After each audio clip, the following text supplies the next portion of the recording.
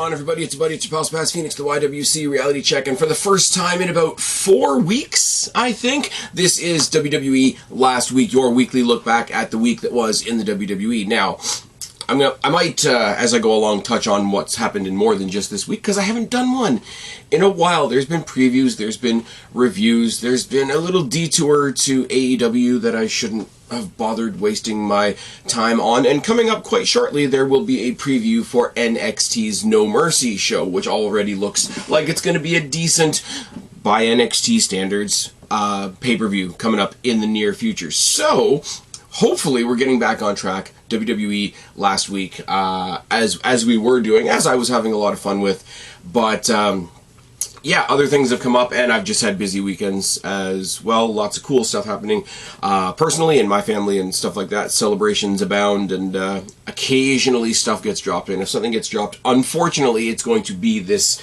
series because I film it over the course of the weekend. So if I don't have a weekend, you guys don't get a podcast. It is what it is. But lots of stuff has happened. Let's start from the start. Let's talk about Monday Night Raw being opened up by the newest member of the Monday Night Raw roster, announced by Cody Rhodes at Payback, because of course we have to put Cody Rhodes in it. Main event, JEY USO has come to Raw. He's sick of the Bloodline, he's sick of the Usos, he's sick of SmackDown, he's leaving WWE. But Cody Rhodes, our hero Cody Rhodes, went and pulled some strings, much like the other EVPs and the other company do all the time, and got JEY USO to Raw, which is a very cool thing, and it's got very cool fallout coming out of it. So the impact of JEY USO coming to Raw is kind of immediately like sponged off as, oh, it's not JEY USO's coming to Raw. It's like, oh look, Cody Rhodes is bringing Jay to Raw. Don't like it at all. There's a new intro video on Raw as well as they flip through, and it's got Trish Stratus on there, and it's got Edge on there as well, I think, and some other people that we thought were just about done their time with the company, so that's interesting as well. I don't need an intro video, and this is not WWE. This is across the board. This is NXT, this is AEW, this is Raw, SmackDown, Dynamite, Rampage, Collision, Impact. I don't need an entrance video for the show because the whole show is full of entrance videos. Does that make any sense? Is that a take that I'm on an island with? I don't really know. JEY USO comes out through the crowd, doing the crowd entrance, which is awesome. I hope they keep doing that. And yes, I know it's a tread back. It's the Shield. It's what John Moxley does with the BCC now. But like, look at the popularity of JEY USO right now. And I hate to keep saying it, but like, the Bloodline was the JEY USO story. It just was. The Bloodline was the JEY USO story. The one that looks the best, the one that's been presented the best, the one that currently, and we'll get into this on SmackDown, the one that makes the most sense, that has the most effort and creativity behind it right now, is JEY USO. I'm sorry, it's not Roman Reigns anymore. JEY USO is the story. JEY USO is gonna be a champion on Raw. Anyways, he welcomes everybody to Monday Night Raw, says he's always wanted to do that. He's tired of the family feuds. He shouts out Cody Rhodes because it's WWE and we just do that, I guess. And he acknowledges that it's not going to be an easy ride for him on Monday Night Raw. There's a lot of people that he would have pissed off in his time in the Judgment Day. Or sorry, not in the Judgment Day, in the Bloodline. Sorry. I'm going to talk a lot about the Judgment Day later, so it's at the forefront of mind. Even Michael Cole on commentary mentioned that Cody Rhodes has been an EVP elsewhere and he knows how to pull strings. I'm like, just stop. Sami Zayn comes out. Sami Zayn, like, I'm sorry, there's so much little piddly, nitpicky garbage going around this awesome thing that it's almost kind of heartbreaking if you look at it from a purely creative point of view. But Sami Zayn comes out. The big, huge ovation for not only him, obviously, because he's a popular guy, but also the stare down between him and Jay and all the history between the two of them. Jay was the one that he had to earn the respect of the most in the Judgment Day. He was the one that tried to pull Jay away from the Judgment Day when he saw that it was bad for him and all that kind of thing. And you gotta believe that these guys are friends backstage. This is and I mean like tight, like running buddies type friends, because I've always said, you guys have getting tired of me saying it now, but like, people who are friends, people who are having fun in real life, it always comes across in the act. And the act between the Usos in general, but specifically JEY USO and Sami Zayn has always felt like the most natural thing in the very scripted story of the Judgment Day. Or, fuck, the Bloodline. There we go. We're going to talk about the Judgment Day later. I'm not editing that out because I'm way too lazy. But he comes out, and it's the same vibe as when they were all stood in the ring together on SmackDown, and Sammy had to explain to Roman that Jey wasn't feeling very oozy. Like, it's that same, like, we can't keep the story together because we're all cracking each other up and having too much fun. That's what we had here. He said, you know, a lot of people don't like you. A lot of people don't like that you're here. Even me and Kevin disagree about you being here. Kevin's not here this week. I'm happy you're here. I know in your heart you can be the main event. You are main event. Jey Uso, I'm really proud of you. They hug it. Actually, they don't hug it out. Jay's really like guarded and whatever, and Sami Zayn says, okay, you know, it's not time for that just yet. He goes to walk out of the ring, and Jey says, hey, sorry man, that wasn't very oozy of me. And then they hug. The crowd goes fucking nuts. Crowd goes nuts for a hug. Crowd goes nuts for a hug. And I'm sorry, again, I'm going to tread on some toes here. The Sami Zayn Kevin Owens hug was like the best hug in wrestling. When Sami broke away from the Bloodline and he and KO finally hugged in, I think it was in Montreal the first time they did it. That was huge. This is secondary. Anybody that still references back to the hug it out, hug it out, hug it out stuff from Team Hell No is wrong, actually. So we'll go with that. As they're leaving, Drew McIntyre and Matt Riddle come down to the ring for their match because they're in the first match of the night. And I like this. There's a really cool stare down between Drew and Jey. There's a really cool stare down between Riddle and Jey. And Sami Zayn is playing the peacemaker, kind of like, you know, getting back into that honorary Oos frame of mind, like, you know, being his brother's keeper and saying, like, hey guys, this isn't a thing, that, you know, Jay's trying to be different, let's keep it all together. As it would prove in a second, the tag team match, Drew and Riddle had other quote-unquote friends to worry about, but in the middle, we get a little exposition package because in the back we see the video of Nakamura beating the crap out of Rollins after Payback went off the air. I don't know why they didn't keep that in, because like a beatdown is just a beatdown and that's fine. But if you've got the story of Seth Rollins' back and Nakamura has been working on Seth Rollins' back the whole match and Rollins barely scrapes out with a win, and Nakamura's so pissed off about the loss that he's going to destroy Seth Rollins' back, why would you not have that as like sort of the harrowing, heartbreaking cliffhanger of the pay-per-view to get everybody to tune into Monday Night Raw? But they did it on Monday Night Raw. Now, I'm sure it went out all over X and all over Instagram and whatever, but, you know, contrary to what some people will tell you, not everybody is on those platforms. I'm on those platforms because going on Twitter/X is part of the entertainment of my day. Oh, yes. But it makes sense. Like, you barely scraped by with this guy dissecting your back in the match. You won the match, so he's going to keep dissecting your back. In the back, Pierce is talking to Ricochet. Ricochet's trying to make a case, you know, why he should be higher on the card. I think he mentioned that he wanted to be in the title picture. He wanted to get a shot at Rollins. He wants to, you know, get his hands on Nakamura. Think about this. Think about where Nakamura is. Nakamura, a little while ago, was involved in a trio match between him and Ricochet and Bronson Reed that seemed like it was never ending, and it wasn't really doing anything for any of the three of them. And then he was immediately able to elevate himself, not as a convincing winner, but a convincing contender for Seth Rollins at a pay-per-view. Yes, Payback is a minor pay-per-view. Yes, it was a foregone conclusion who was going to win the match, but he still filled the role well, and he decided to get up off of his chair and get back in the game, so to speak. He went from, you know, Nakamura, who's going to come in and do a whatever match, get squashed, and then go back out surfing, to Nakamura, who wanted to be the world champion and didn't mind breaking Seth Rollins' back.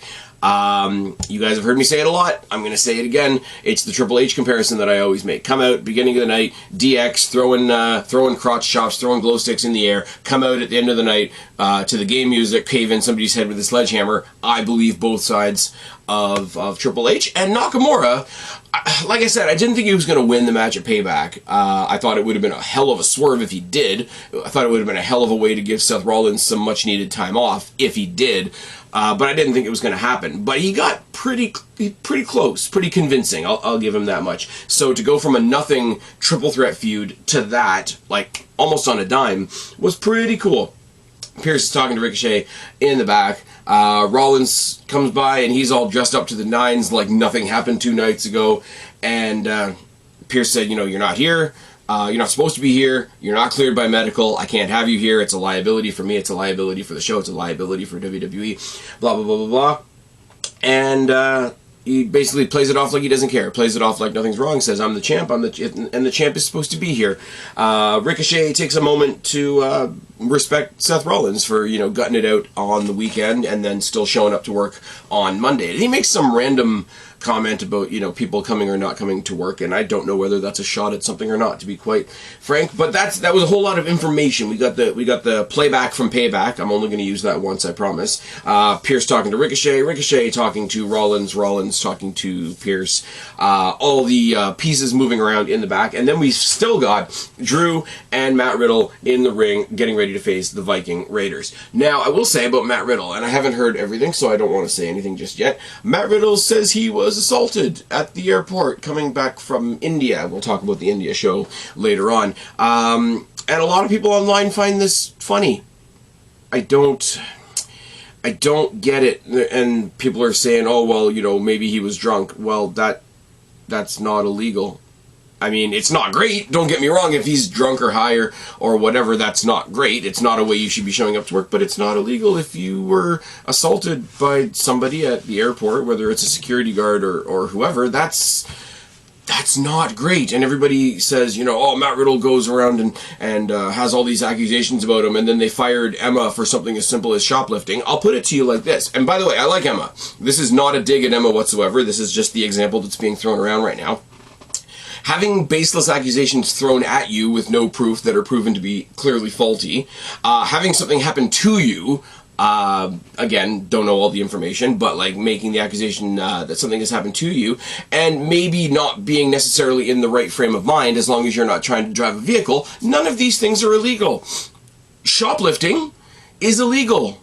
No matter what all the little advocate-y groups want to tell you in 2023, shoplifting is still illegal. That's the difference. That's why the Emma comparison is a shitty comparison, and you're putting a really shitty microscope on Emma, who doesn't probably want that brought up again because it was so damn long ago and she's back. So you're not helping anybody with that comparison. Anyways, Drew and Riddle versus the Viking Raiders. Again, there's been a sort of a triangle feud going on between Drew and Riddle, the New Day, and the Viking Raiders. And Drew and Riddle are doing sort of a makeshift RK Bro because Randy Orton could potentially maybe not be coming back to the company due to his health and all that kind of thing, and that's really terrible. So they're doing this Mick Riddle thing, and it's like a hair away from, you know, getting a copyright strike from McDonald's, but we don't need to worry about that right now.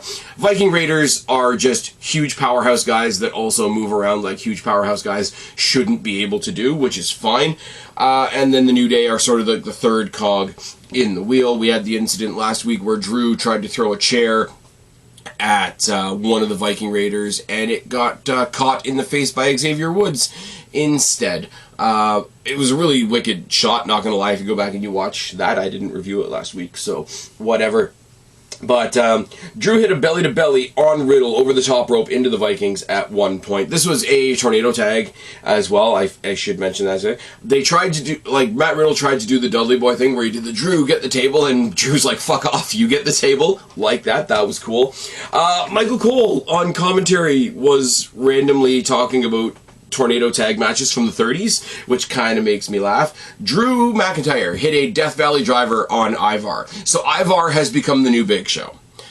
In the sense that, and this is not a dig at Paul White, and this is not a dig at Ivar, this is our resident big guy. If you're a powerhouse, if you do powerhouse moves and you want to show how strong you are, this is the guy you're going to throw around. That's how it goes. I think Gable hit him with some kind of wicked suplex a couple weeks ago, and everybody went, ooh, ah. Drew McIntyre, I mean, the dude is made of stone, so of course he's able to throw Ivar around, but it's still pretty impressive looking. Kofi Kingston came out in what looked like his pajamas and tried to kick one of the Vikings in the head and took out Riddle. Instead, the Vikings hit Ragnarok on Riddle through a table, and that cost them the match. They butt heads later on backstage, and it's nobody really gets along, and I'm sorry, but in all of this, Riddle, Drew McIntyre, The New Day, all look stupid, and the Viking Raiders get to keep walking on and whistling on their way because they keep benefiting from it all.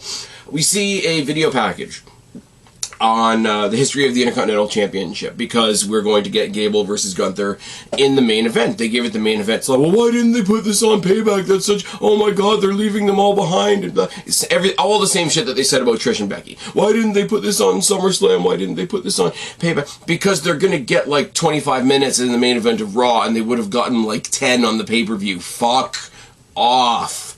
But they did make it seem important. They did make it a historical thing because Gunther was so close to beating the Honky Tonk Man's record, which we'll talk about in a second. There's a whole lot of stuff going on online, and yes, I'm going to go off on the online people again. Man, do they want to reinvent history.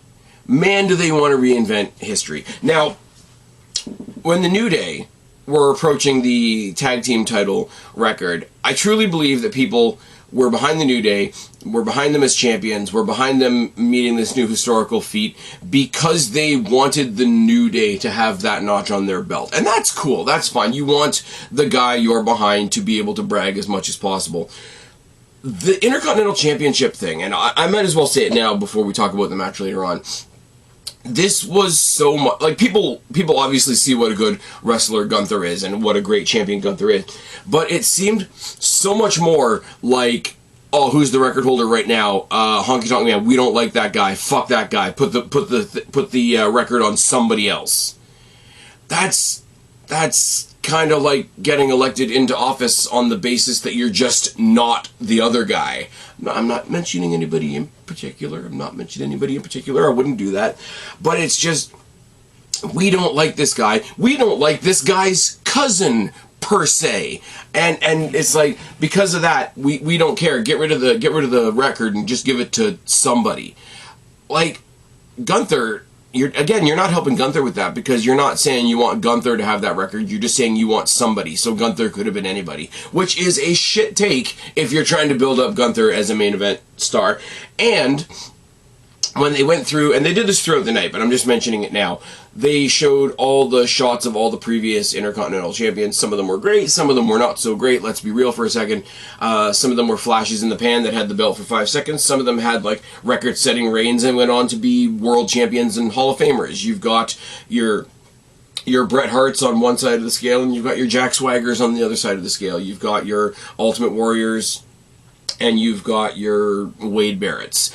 No offense to either one of those guys, but some of them just made it farther than others. But the whole problem, or the whole point of it is, they didn't just pick out a couple of key people that were super successful, like let's talk about only the Hall of Famers that won the Intercontinental Championship, or let's talk about only the people that went on to main event pay-per-views or become world champions that were also Intercontinental Champions. I think they mentioned just about everybody, and everybody online had somebody that they didn't like. It's like, oh, well, it would have been fine to just leave this person out, or it would have been fine to just leave that person out. And it's like, no. If you're going to talk about the history of a title, if you're going to talk about the history of a company, if you're going to talk about the history of anything, you tell the whole story. There's a historical quote, and I don't know who said it. Somebody can tell me down in the box below, but they're talking, it's not a wrestling thing. I think it was a politician, to be honest. But when they talk about legacy, and whoever it was said, I want my portrait painted warts and all. So if somebody that you don't like was the Intercontinental Championship holder at some point, the fact that you don't like them, or the fact that they did something you don't like, or the fact that they hold a different view than you, or take a different political stance than you, or are a different color than you, or a different gender than you, doesn't mean that they weren't the Intercontinental Champion. Tell the whole story, or don't bother telling it at all. That's my whole point. And people are always going to go to the most extreme example, and they're going to say, oh, so would you bring back all the Chris Benoit matches? Yeah, I would. You can talk about how terrible the guy's life was when it ended, but you can also talk about some of the amazing matches that he had, because by erasing those, you're erasing parts of the history of everybody that he wrestled with, so everybody loses. Just saying. Don't do it. Don't do the pick and choose bullshit. I don't like that guy, therefore he shouldn't have a job. I don't like that guy, therefore he shouldn't have a career. I don't like that guy, therefore he shouldn't have a legacy. I don't like that guy, therefore we should take back his Hall of Fame ring. I don't like that guy, therefore we're going to posthumously remove his title. Like, fuck off. Honestly, fuck off. These people put me in a mood. Anyways, Seth Rollins comes out after that great video package on all the Intercontinental Champions. Seth Rollins comes out, talks about Payback, talks about I'm still the champ, but I don't feel like I won the match because I wasn't able to walk out. Nakamura walked out. I had to be rolled out in a wheelchair by my wife, which is just... I'm sorry, I know that's supposed to be like super intense and emotional and whatever, but it's just the idea of Seth Rollins in all of his like affluent get-up and Becky Lynch and all of her affluent get-up just rolling out the back of the arena with a wheelchair just kind of made me laugh, which probably means I'm a terrible person. He calls out Nakamura. Nakamura stops on the ramp. Seth Rollins says, you know, I want to get my hands on you. The only way I'm going to get my hands on you is if I give you what you want. You probably want a rematch, so let's have a rematch. Let's do it right here, right now, in North Carolina. And because they're in WWE, they don't have the obnoxious announcer going, North Carolina, which is good and probably added to the show, if anything. Nakamura says no, starts, like, he does the whole, like, Nakamura, you know, cat playing with his food, expression, all that kind of thing. They brawl in the aisleway, kicks him in the back once again, that gets broken up by security, and in amongst the security is also Ricochet. For reasons. We come back from commercial break. Rollins and Pierce are yelling at each other in the back, and we've got Ricochet versus Nakamura in the ring, which isn't going to hurt anybody's feeling. Because now it's not Ricochet versus Nakamura in that triple threat nonsense with Bronson Reed. It's Ricochet taking on the most recent #1 contender to the World Heavyweight Championship, Nakamura, and trying to use that as a level up. The slight involvement of Rollins in the title, even though Rollins still has the title, elevated Nakamura. Now Nakamura can elevate Ricochet. That's really, really cool. Nakamura has this way of wrestling this match where he's doing stuff that looks like cheap shots that's not actually cheap shots. Like, he'd hit you with a... Well, I mean, the easiest example is a chop block. He'd hit a chop block and then he'd, like, walk away with a big smile on his face like he had just hit a low blow or like he had just raked an eye or whatever. So he's got this way of doing, like, devious stuff within the rules that he's enjoying to the point where it almost feels like cheating, but it's not, if that makes any sense. I don't know, Ricochet just comes in with this really, really fast-paced, let's go, let's get this shit done kind of attitude. Damian Priest is watching on from backstage, which, you know, ties everything together because these guys are all trying to get into the title picture. Priest has a ticket to the head of that line, which is nice. Dueling kicks and a recoil by Ricochet. I can speak, I swear. They brawl to the outside. There's a chair shot by Ricochet, disqualification. Ricochet gets the win. Nakamura doesn't seem like he cares at all about the disqualification. He cares more about coming out on top at the end of the day. Was I standing? Was my opponent laying? Which is a mirror to what they did at Payback, which is really, really nice. He didn't beat Rollins. He didn't win the championship, but as Rollins said himself, Nakamura was the one that was able to walk away, and he was wheeled out in a wheelchair. That's a different kind of victory. Post-match, Rollins makes the save and tries to beat him down again. There's another brawl. Priest is backstage watching the brawl happen because the champion is out there now, and even Ripley puts a hand on his shoulder and says, no, not tonight. Which is kind of cool. It made me think for a second, and I'm probably overthinking this, but Judgment Day are probably the most popular group in WWE right now. The Bloodline's falling apart. The individual members of the Judgment Day are popular, as I said with Jay earlier, but the Judgment Day as a group are probably the most popular thing on Raw. So seeing them do things that are sort of like shades of babyface, like Rhea Ripley going to NXT and having a rivalry with Lyra Valkyria, but still saying, like, hey, that was good, I want to see more of that. She's still being a bitch, she's still being a heel, per se, but if they start showing flashes of babyface in their heel work, that won't exactly, it won't exactly hurt them, you know, that kind of thing. The idea that, you know, you could go out there right now with Rollins, who's already not medically cleared, who's been beaten down again by Ricochet, who's been in a brawl already tonight, and you could very easily pick up the title, but nah, let's do something bigger. Let's do something grander. We have a segment in the back between Zoey Stark and Shayna Baszler, and I really did like this because they made a story out of nothing. There wasn't really a story here, but the night after Shayna Baszler beat Ronda Rousey at SummerSlam and basically kicked Rousey out of the WWE, Zoe Stark came out cutting a promo about how she was the baddest woman on Raw and whatever, and it was answered by Shayna Baszler, whose face looked like fucking hamburger after the match with Ronda Rousey. They had a pretty good match. Baszler obviously won, but it was a match that came out of nowhere, and I found really, really, really enjoyable. Now they've got this promo in the back where they're both kind of assholes, and they're both heely still. But they've got sort of this begrudging respect for each other, and they've both been sort of freed from whoever they were attached to. Zoe Stark is now free of Trish Stratus. Shayna Baszler is now free of Ronda Rousey. They talk about having unfinished business, and it's sort of it wasn't really like an angry call-out. It was just, yeah, you want to go finish our shit in the ring? That's awesome. That's really awesome.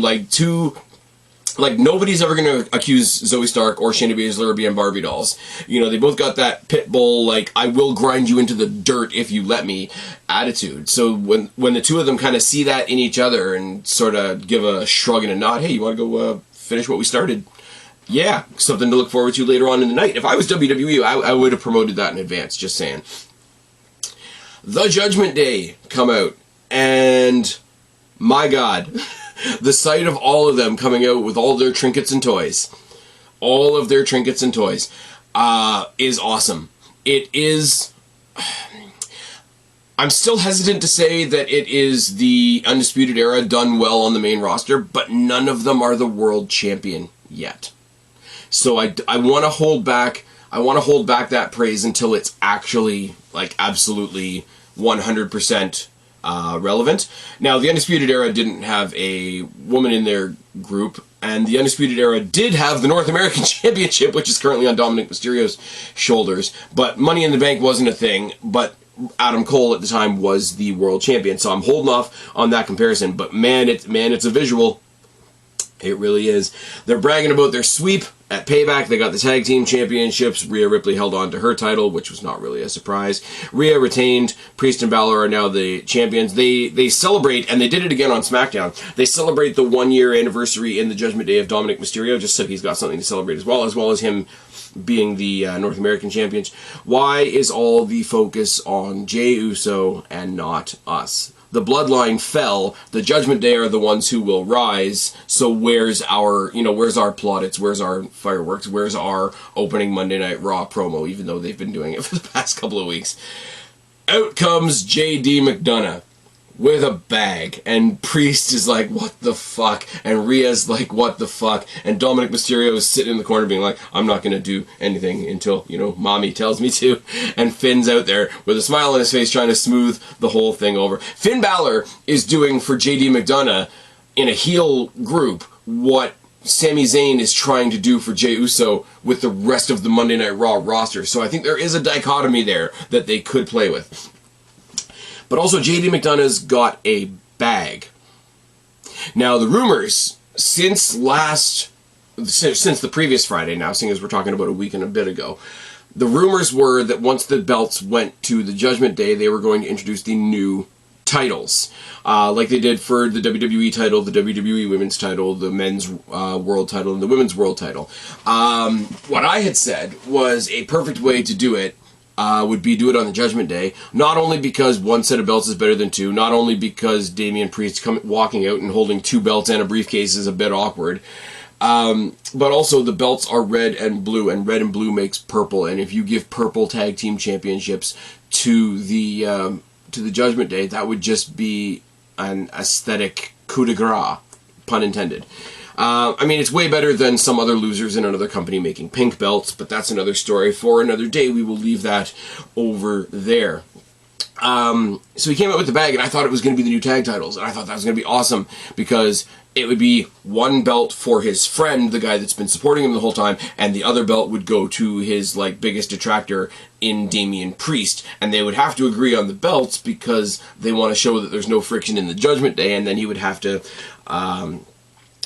sort of half-ass admit, JD, why don't you stick around type of thing. It was even better. He comes out and he fakes out the crowd and he says, Judgment Day, I'm happy for all you guys. I was happy to help you guys as much as I could. But now, Damian, you got to get rid of that briefcase. He says, you don't need it. The Judgment Day doesn't need it. what you need is this one. And he pulls out of the bag a purple Senior Money in the Bank briefcase. And I popped for how fucking cheesy it was. I'm not gonna lie. Sami Zayn comes out, interrupts all of them, and he calls them 5 turds, which is just, it's something that only Sami Zayn could get away with. He challenges Dominic Mysterio. He tries to play it up like he has unfinished business with Dominic Mysterio specifically. I kind of wonder for a second whether they were going to do Sami Zayn, Dominic Mysterio for the North American Championship, because, I mean, if Sami Zayn won the North American Championship, then you throw Sami Zayn on an NXT pay-per-view, you get a couple extra buys for No Mercy, that would have been cool, but instead, standing up for Dominic is JD, and he says, no. These guys had a big weekend. These guys had a big, productive, successful, celebratory weekend. If you want a match, why don't you have a match with me? The match is accepted. We find out we're going to get Sami Zayn versus JD McDonough later on in the week, and that's the end of the segment. So we got everything. We got the new briefcase. We continue the JD stuff. They fired their first shots at JEY USO. We got the Senior Money in the Bank briefcase, which is the greatest briefcase since the Brock Party briefcase, and we all move on. Zoe Stark versus Shayna Baszler is the next match up. Baszler makes a whole story out of Zoe's arm doing the stand-up stomp and the joint manipulation and all that kind of thing. Locks her in the Coquina Clutch on the outside. Zoe takes on Baszler's back, into the apron, into the turnbuckle, into the table, etc. Stiff knee shot by Baszler and a Kirifuda Clutch with a lot of struggle. They sold, WWE gets told quite a bit that you can't really have people get over in defeat. Zoe Stark got over in defeat here because she was in the Kirifuda Clutch for a long ass time. She was the person in the submission, but she was the one dragging Shayna Baszler around the ring as she tried to get out of it. Eventually, Baszler wins because Zoe Stark passes out. She doesn't tap out, which is something they've been putting under a microscope on social media since this match, which is good. She did not tap out. She passed out. The referee called it.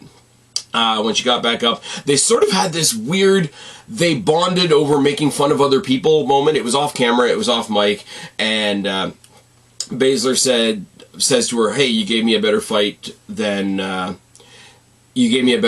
Ronda," and Zoe's response is, "Well, you put up a better fight than Trish," and they both fist bump and they walk away. Now, a couple of things here.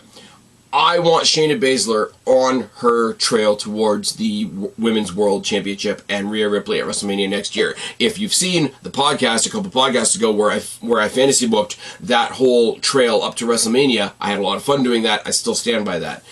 If you want to do a short-term partnership between the two of these and they take on, Chelsea Green and whoever her partner is this week and get those belts, absolutely fine with that, absolutely cool with that, but make it very clearly a bump in the road and not Shayna Baszler's new lot on the Monday Night Raw roster. Very, very cool to see. Very, very cool to see that, they're both heels, and heels can have each other's back as well as baby faces can, all that kind of stuff, but it's also kind of cool just to see, two, anti-Barbie dolls getting in there and just scrapping and grinding, and we're getting so much closer to the Shayna Baszler that I loved in NXT, that fought Rhea Ripley on that episode of NXT, that beat Dynamite when she won the championship. We don't need to go there, it's fine, I've said it enough times. In the back, Judgment Day have their own purple dressing room, and people compared it to the big dressing rooms that the Bloodline had, and I think it's a fair comparison. It's basically Finn Balor making a case for JD actually being able to join the Judgment Day, and everybody kind of says, let's see how he does with Sami tonight, and it's very cool because Finn's on one side, Damian Priest is on the other side. You've got Rhea Ripley holding court in this big, huge, lush-looking couch, Dominic Mysterio beside her. Rhea Ripley is the leader of the Judgment Day. Rhea Ripley should take on Seth Rollins for the world title. I think it would be great. It's not going to happen because WWE doesn't do that. Raquel Rodriguez squashed Chelsea Green. Chelsea Green is still one of the tag team champions. She doesn't have a partner because Piper Niven has been injured on a house show. And of course you got the people on the internet, "Oh my god, those belts they're cursed, they're da-da-da, WWE doesn't know how to book women, and the belts are trying to tell them that because the belts are sentient and they have a curse on them." please, please get out there and touch grass. It's not that scary, I promise. But Raquel Rodriguez squashed Chelsea Green because we have to pretend that Raquel Rodriguez is still a thing. Why are we killing Chelsea Green like this? Supposedly WWE are trying to sign Matt Cardona back to WWE. Continuously burying Chelsea Green under the charisma vacuum that is Raquel Rodriguez is not going to get the job done. And she's getting a rematch next week. Fuck me. Then Miz TV. Miz TV. I say all the time, like, I don't care if Miz ever holds a world title again. I don't care if he ever main events a pay-per-view again. But the lack of respect on Miz at this point is absolutely ridiculous because he pulls out stuff like this. He comes out, he talks about his match with LA Knight at Payback where John Cena was the referee and all that kind of thing. He calls out his guest for the evening, and his guest for the evening is John Cena. John Cena's not there. John Cena's, I think he was already prepping for his match in India, but they play the music anyway, and Invisible John Cena, complete with the cameraman running up the rail like he does when John Cena makes his entrance. Invisible John Cena is the guest on Miz TV. He interviews him, he talks to him, he accuses him of all the, the chicanery that happened at Payback. He yells at him, he screams at him, he gets out of the chair, and they have a little bit of a brawl. They share fake punches, and then Miz hits a skull-crushing finale on the air and sells it with all the vim and vigor that you would in a WrestleMania main event. He flips the microphone. There's a perfect picture of him on .com of him flipping the microphone. I think it's going to be part of my thumbnail if you're watching this on YouTube or Rumble. He flips the microphone, but not before demanding a rematch with LA Knight. Yeah. We see Jey Uso in the back talking to Adam Pearce, thanks him for welcoming him to Monday Night Raw, etc. He says, there's a lot of people that aren't happy about you being here, and there's a couple of people that are going to be even less happy with you being here because I've just been in touch and with the higher-ups, and SmackDown is getting a trade compensation. So somebody at some point in the next little while is going to be going to SmackDown to make up for you coming to Raw. Now, don't get me wrong, I like this in theory because it's another story beat, it's another reason for the Raw roster to be mad at Jey Uso. They're losing one of their roster members because Jey Uso wanted to get away from his family. But, for story purposes it makes sense, right? But if I want to be nitpicky, and I want to nitpick this because if I nitpick the bad stuff, then when I give it the proper praise it deserves, I hope my praise has more meaning because I've admitted where it falls down. Jey Uso wasn't traded to Raw from SmackDown. If you follow the story, if you follow the logic, if you follow the last couple of weeks, Jey Uso quit the WWE. And if you're not in the WWE, you can't be a SmackDown superstar. And if you're not a SmackDown superstar, then you weren't traded to Raw.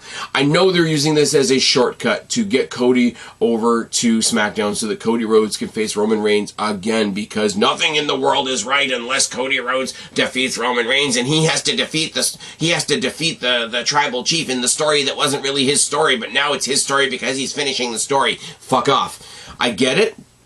I get it as a storytelling tool. I get it that potentially whoever you send over to SmackDown is going to be seen as a trade. It's going to be seen as the Jey Uso trade and might immediately be targeted by the Bloodline. I get that it makes storyline sense for them to do this, for them to drop this little nugget in here. But if you wanted it to be considered a trade, you shouldn't have had him quit WWE. Because he's not a SmackDown guy if he doesn't work for WWE. They moved him to the alumni section. If you go to WWE.com, they moved him to the alumni section the day after he quit. So I don't know. So yeah, Pierce gives him the, hey, just watch your back type thing, and basically Sami Zayn and nobody else has Jey Uso's back. For now, we'll get into something else in a second. Then Tommaso Ciampa steps up to Adam Pearce and says he wants to have a word with him. They disappear into the office and nothing happens.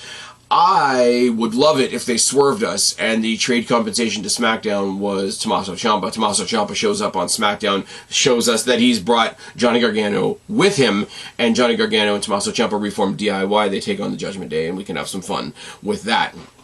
But that's just me being pie in the sky. What we are going to definitely fall victim to is the Cody or nobody people and Cody's going to be on SmackDown. And Cody Rhodes is going to undeservedly dethrone Roman Reigns next year at WrestleMania, which is why it should be on night 1, and why Shayna Baszler and Rhea Ripley should be on night 2.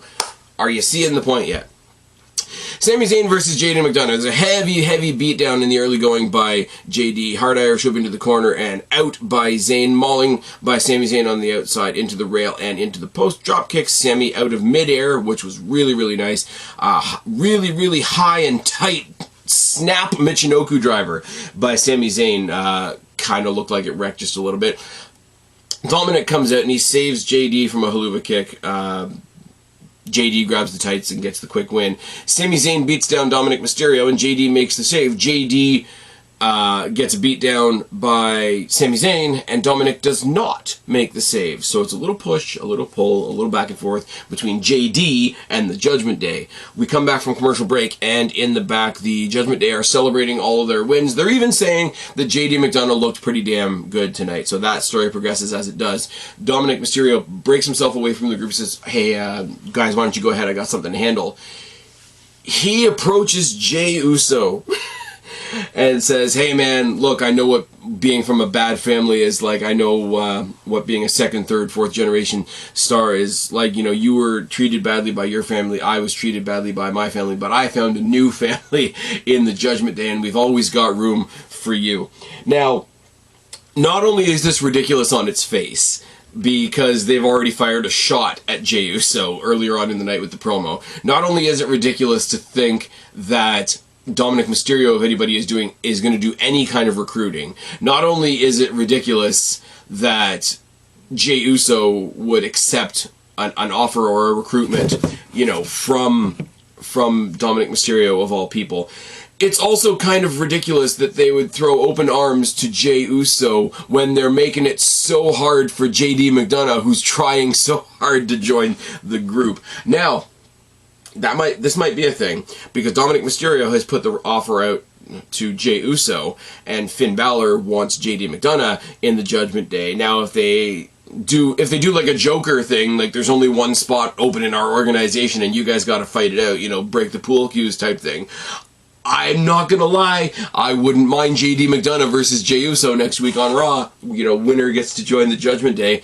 There's a picture going around right now, and I've got it up on my own X as well. It's this it's this photoshopped emo picture of Jey Uso, and it's like, and I think it's called like Judgment Oos or something like that, and it's just really, really funny.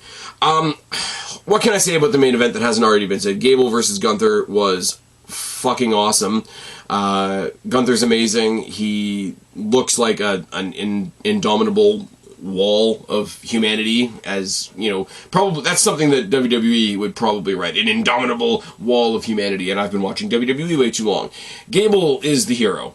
Gable has his family in the front row once again, which, you know, it's sort of an angle alert. When somebody's in their hometown in front of their family, maybe they're going to get a happy moment, whatever the case may be. Doesn't happen, though. Gunther takes him all around the houses, and the match goes all over the place, and there's all kinds of, like, feats of strength by Gable, and a lot of just, you know, I'm gonna swat you out of the air like a fly by Gunther. He almost gets it, but then he doesn't. He clocks him before hitting the powerbomb and getting the win. Gunther goes on later on, a couple days later, to break the Honky Tonk Man's record, and all the people that have weird, like, unjustifiable hate for a guy that's not even in the company anymore got to celebrate because they took something away from somebody that's never going to know who they are. I mean, it is what it is. His family, they left the camera way too long on his family bawling in the front row, which was funny to me because I'm a terrible person, but also, again, it's like some of the other matches we will say tonight. Zoe Stark being the prime example. Gable is only looking better as he's suffering these near misses, these almost win defeats against Gunther. It's just making him look better. This Raw overall was awesome. The introduction of Jey Uso, the picked up chip of the story where, yeah, he's come to a brand new place. It's, well, time for a brand new start. It's like, well, no, the Bloodline ran both Raw and SmackDown for a long-ass time. They've got a lot of enemies. Just because you've broken away from the Judgment Day doesn't mean that the people that you helped beat down and screw over and all that aren't going to remember that. You know, Matt Riddle storyline-wise, lost his tag team partner Randy Orton because of the Bloodline. He was taken out himself by the Bloodline. He was screwed out of a world title shot by the Bloodline.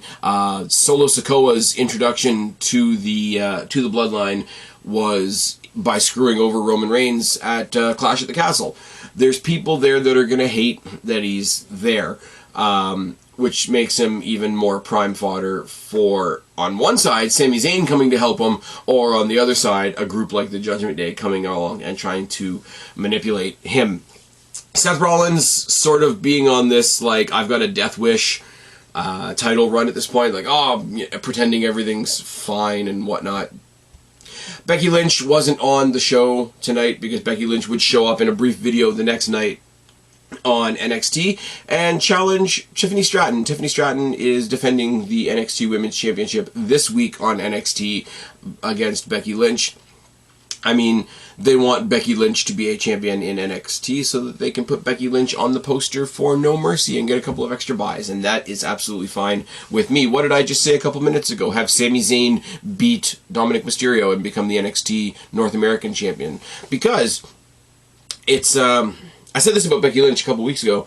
I don't mind Becky Lynch going back and becoming the NXT Women's Champion, because when you get called up from NXT, if you've never been a champion, you're never going to be a champion, which it's a one-way street. So for her to go back and win the title that she never won, awesome. I could say the same thing about Sami Zayn, quite honestly. When he was in NXT, he was the NXT champion. There was no North American Championship at the time. So for him to go back and carry that wouldn't bother me either. Put Sami Zayn and Becky Lynch on NXT pay-per-view like No Mercy. It's going to put more focus. And you'll notice on Raw and SmackDown, they're talking more and more and more about what's going on NXT. That can only be a good thing. I'm going to take a quick break. I'm going to take a quick breath. I'm going to get myself a drink, and then we're going to talk about SmackDown. SmackDown started off with a ladies tag match. It's Charlotte and Shotzi versus Io and Bayley with Dakota Kai in their corner. I'll still say, I know it's been a couple weeks now, I will still say it's really, really awesome to see Dakota Kai back. She's awesome. Charlotte and Bayley wrestle so comfortably with each other, it's ridiculous. The fact that every time Charlotte hits Bayley, she says, "Come on, sister."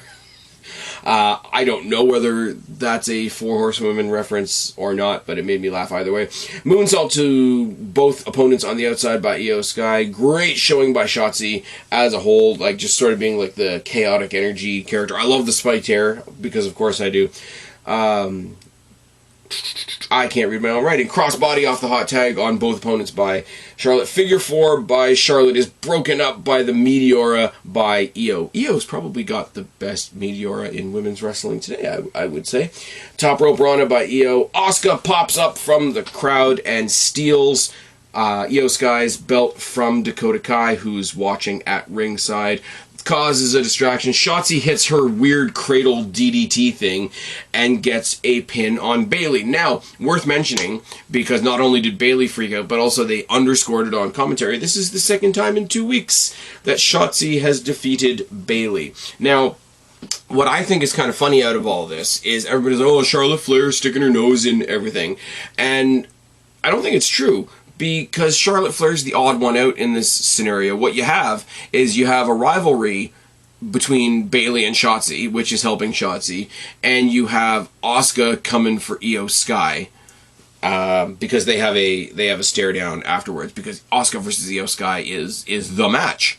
Like, as much as I'm a fan of Charlotte Flair, and Charlotte Flair's great, and Charlotte Flair gives a great match to everybody, not almost everybody, like somebody else I could mention, Asuka Io is the women's title match on SmackDown right now. She even says, like, you know, everybody's talking about, she said it at some point later on in the show, you know, and Michael Cole reiterated it on commentary as well, like, everybody's talking about Rhea Ripley over on Raw, like, she's been on Raw and on NXT and on pay-per-views, and she's had, like, dominant title defenses and all of that, but, like, what about me? I'm the champion over here, like, you know, what about me? Like, not to do like a what about me, what about Raven thing, but like, what about Io Sky, who's this awesome kick-ass talent who has an awesome kick-ass challenger waiting in the wings in Asuka. Now, Asuka turned heel recently, and Damage Control are a heel faction, so all heel Asuka, all heel Io in a how much can we fuck each other up match could be very similar in its hard-hittingness to the match I just talked about a moment ago on Raw with Shayna Baszler and Zoe Stark. I'm looking forward to that. My point being is how is Charlotte Flair the selfish one in this when she's the only one that doesn't have a feud going forward? It's Asuka and Io, it's Bayley and Shotzi. Charlotte just filled the extra spot that needed to be there tonight, and I hope she does get back in the title picture soon. If nothing else, then say it loud, say it proud. It pisses off all the right people. Oh yes. Not in the back, on the replay, we see the replay of Jimmy Uso's interaction with John Cena from last week, where John Cena told him it was the wrong Uso that quit. All the stuff where he told off Mia Yim, and then AJ got in his face, and then Solo got in AJ's face, and ended up with Solo versus AJ at the end of the night, blah, blah, blah, blah, blah. We all know what happened last week because it happened last week. Jimmy sort of has, like, a memory problem because he goes to... I don't like how they're producing Jimmy Uso right now, because Jimmy Uso... I guess he has second thoughts of how well he's going to do by himself. He goes up to Paul Heyman and says, "Yeah, so we're all back in the bloodline together, right?" And he puts his finger up in the air. He's got the bloodline shirt on. He's like, "Well, Roman's not here and Solo's not here, but I'm here representing Roman, and you're in the bloodline, but you're not in the bloodline. Why don't you go handle your AJ Styles issue tonight?" Because it was previously announced that it was going to be Jimmy Uso versus AJ Styles, and then AJ Styles is there in. It's not even the eating area. It's not even in catering. It's I think he's looking at his own merch, which is a bit weird, and he starts telling off Paul Heyman, and then he gets beaten up by Jimmy, who must have been like 5 steps away, which is fine. So Jimmy tried so hard to get out of the bloodline, tried so hard to get his brother out of the bloodline, didn't want his brother to become like Roman, now wants back in the bloodline with his brother gone. Either he's playing chess or this part's being really badly done. Now, it's wrong, but if they're doing this so that Jay can get the shine and that Jimmy can walk away, because if a team splits and one person shoots to superstardom and the other partner doesn't. I know a lot of people make the Marty Jannetty comparison, the Matt Hardy comparison, the Christian comparison. All of those are unfair, I think, in the long run, but we know what we mean when we say the Jannetty of the team. If they're intentionally presenting Jimmy as the Jannetty to make Jay look better, I don't think that works because they're not even in the same space anymore. I just think it's a little bit of... discombobulated booking, unless it's the whole, okay, I'll go back to the family, ha ha ha, I got you again. Because the only match we really have left in the, I mean, we're going to get Solo at some point, but the only match left really before we get the complete disintegration of the bloodline is Jimmy versus Roman, but I don't think that sells a pay-per-view. I'm just not, because as I've said before, the bloodline was Jey Uso's story.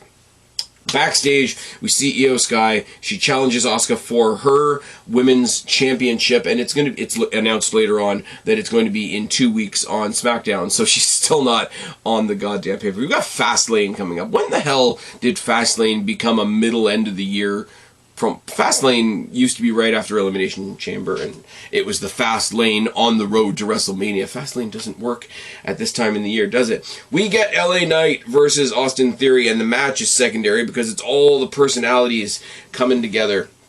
LA Knight comes out, he buries The Miz, he brags about his win at Payback, and he makes fun of his Invisible Cena promo on Raw. He makes the challenge to The Miz. Again, yeah, you want another go-around, let's have another go-around. Austin Theory comes out with Grayson Waller beside him. These guys as a tag team are fucking great. Waller mocks the challenge and talks about how him and Theory as a tag team are undefeated. What's it called? Michael Cole on commentary reminds us all that Grayson Waller told him that their tag team is called A-Town Down Under, which is really lazy, which makes it fun. Theory brags about beating John Cena and being a 2-time United States Championship holder. The match itself, Theory hits a really dirty-looking reverse twist of fate off the apron to the floor. Waller uncovers the turnbuckle and never bothers to be used because LA Knight hits the blunt force trauma for the win. Now, the matches are nothing much. Here's the thing. Grayson Waller is underrated in the ring. The other ones, Theory is more character than wrestler, LA Knight is more character than wrestler. Miz, as great as he is, as underappreciated as he is, and as much as we will miss him when he's gone, is more character than wrestler. It does not matter. I still want to see all 4 of these egos in a fatal 4-way match, because I think it would be fucking hilarious. They are the 4 pillars. They are the real 4 pillars. It's fine. It's absolutely fine. Judgment Day show up on SmackDown, and I did what everybody else did. Oh, but Judgment Day are on Raw. Yeah, but they're the tag team champions, and Dominic is a champion on NXT, so what the fuck. Commentary jams in there really briefly that Rhea Ripley's not with them because she fought a match in India.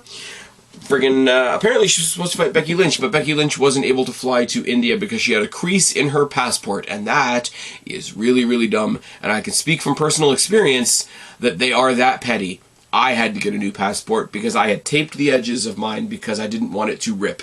So trying to keep it from ripping makes it no longer valid. I learned that in my younger years. So trying to keep it from ripping, my own personal experience, makes it invalid. Hers having a little rip in it made it invalid, so she didn't get to go to the show, which is an extreme bummer. But Judgment Day is there. Finn Balor, Damian Priest, Dominic Mysterio. No JD McDonough, because that crossover doesn't work because he's not officially part of the Judgment Day, so he doesn't get to hot brands, so that makes sense. If you want to make a really, really loose, tie-together thread, you could say that Dominic Mysterio was there as Priest and Finn's manager, and they can go wherever they want because they are the tag team champions. It's fine. Their challenge is answered by Butch and Ridge of the Brawling Brutes.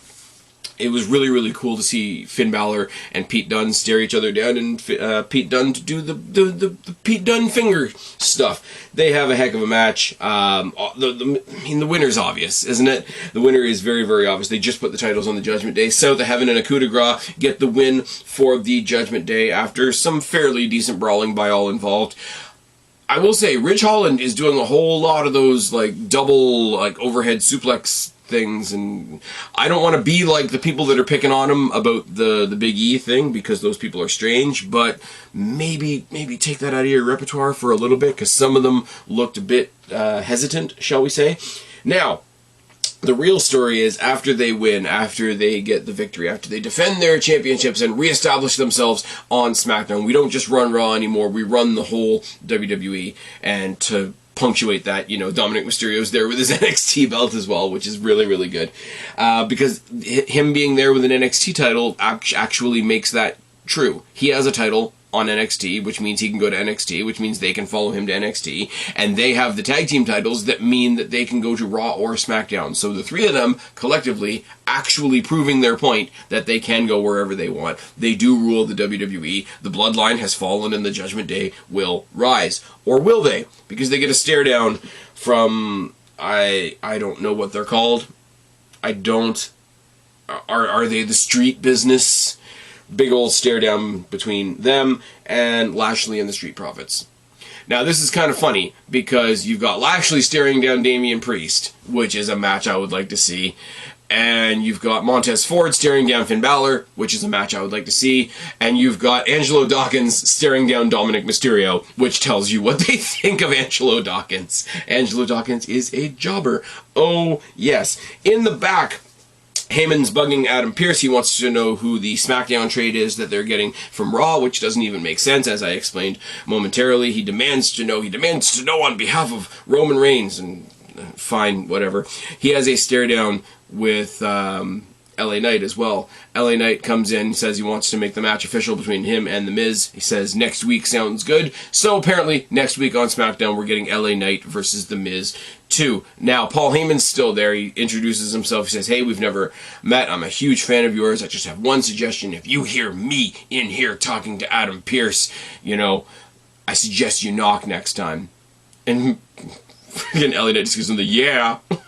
He fucks off. It's like, fuck off, man. It's fine. Now, LA Knight versus Solo Sikoa. I'll take that. LA Knight versus Jimmy Uso. I'll take that. LA Knight cutting a promo on Roman Reigns, because it can and will happen, will be hilarious. It just will. grumpy AJ Styles in the back talking to his buddies in the bloodline, where he's all pissed off that he got beaten down and nobody was there to save him, which is funny because it was just Jimmy. It was one-on-one, so it kind of makes AJ Styles sound like a bitch. Gallows, Anderson, and Mia Yim are all watching something stupid on their phone, and he chucks their phone across the room. Fine, cool, whatever. What does the OC do? Like, realistically, what does the OC do? We see highlights of the Superstar Spectacle in India, which looked like a fun time. I don't think it was in a very big building, from what I could tell. It wasn't like a... Let me be careful how I say this. In its scope, it doesn't seem like a Saudi show. It really doesn't. Jimmy Uso versus AJ Styles was a storytelling match more than anything else. Jimmy was out there trying to go out there and make a quick statement and end it quickly. AJ Styles was out there fighting with all his pissed off frustration of being sort of absorbed into the bloodline nonsense. Solo and Heyman do eventually make their way out to ringside, which is funny because Heyman told him that Solo wasn't even there that night. Solo comes all the way down to the ring, but then ignores Jimmy when Jimmy thinks he's going to help him, and this is a confusing distraction for Jimmy Uso, who eats the phenomenal forearm, and AJ Styles gets the win. Now, once again, interestingly enough, is the aftermath. We had the Judgment Day match where they quickly dispose of the Brawling Brutes, and the stare down with Lashley and his group is the real story. The real story here, I think, is Jimmy Uso fucks off, Solo's in the ring with Heyman. The Judgment Day come down and beat the shit out of AJ Styles and sort of offer him to the Bloodline. That is interesting. That is more interesting to me than what Jimmy is doing right now, because that means that Judgment Day are now able to be on Raw and on SmackDown, but they want a few extra allies on SmackDown. If you want to follow the bit that it's only the tag team champions that are allowed to cross over brands, then technically that would mean that only Finn and Damian could go to SmackDown. Now, Dominic was there this week, but if you want to really get tight on that, if Adam Pearce wants to come out next week, it's like, yeah, you guys can be here because you're the tag team champions, but Dominic and Rhea, they got to go. They're not SmackDown superstars. Then it would be cool for them to have a couple of extra allies in what could potentially be a faction war with Bobby Lashley's group. And also, like, let's be real, the War Games are coming up soon. If they're going to do War Games, you're either going to get the Bloodline and the Judgment Day in some kind of conglomerate versus a bunch of baby faces, or you're just going to get the Judgment Day versus what's left of the Bloodline, which could also be good. But in that mix, in that struggle for Judgment Day to take over Bloodline's reign at the top, you've got, I guess, the Brawling Brutes, maybe, but you've got Lashley's faction, you've got AJ Styles trying to snap some life back into his OC faction. I wouldn't be surprised if the LWO tried to make themselves a thing again in the sort of like the main event faction scene, but that's neither here nor there. The problem is right now is Judgment Day have all the gold except for the big gold that would make them the big group. Now, if Damian Priest uses his time as a tag team champion to get himself onto SmackDown so that he can challenge Roman Reigns with the briefcase, that'd be a lot of fun, and most importantly, it would take it out of the hands of Cody Rhodes. So there's a lot of faction stuff going on, and the faction warfare means more people involved, and more people being involved on the shorter, smaller Friday show is an interesting way to go about it. Bottom line is, all the factions are looking great except for the Bloodline, because power abhors a vacuum. Now, next week on Raw, we've got Raquel versus Rhea again, because of course we have to give Raquel more. Yay! Dominic Mysterio is also barred from ringside because, yeah, that doesn't mean the other members of the Judgment Day aren't going to come to ringside. It is for the World Women's Championship, so that should be fine, I suppose. We're going to celebrate Gunther's breaking of the record. Oh my god, he snatched it away from the Honky Tonk Man, and fuck that guy, and alright, cool, whatever. Next week on NXT, we've got Becky Lynch versus Tiffany Stratton for the NXT Women's Championship, which will be a lot of fun. And all the people complaining about Becky Lynch taking a spot on NXT because they just don't get it, what if she puts her over? I like Tiffany Stratton. I think I've said it a lot, and I'll say it again. The way she plays off this ditzy Barbie doll entitled bitch character totally obscures the fact that she's one of the best wrestlers on the NXT roster right now. One of the best, definitely one of the best in that women's division. Anyways, want to see more between her and Roxanne Perez, but that's neither here nor there. Put the title on Becky Lynch. You can get Becky Lynch versus Roxanne Perez. Can we do that? Can we get that done? Can we see the positives and not just try to shit on everything? At least WWE can fill a building. I'm just putting that one out there. And next week on SmackDown, we've got the Grayson Waller effect with John Cena again. We've got Miz versus LA Knight 2. And we've got Asuka versus Io Sky in 2 weeks for the WWE Women's Championship. We're not doing too bad, you know. You know, Judgment Day is doing stuff. The Usos are doing stuff. The ladies are doing stuff. LA Knight, yeah, is doing stuff. I'm doing stuff because this is your WWE last week for the first time in like 4 weeks. So hopefully we get back on track. In a week or so, you're going to be getting a preview from me for No Mercy. But for right now, I've been Spaz, your YWC reality check. Subscribe up there, talk down there, start a conversation. Keep all these conversations going. Don't be a stranger. I will talk to each and every last one of you later. But for right now, I am tagging out. Bye, guys.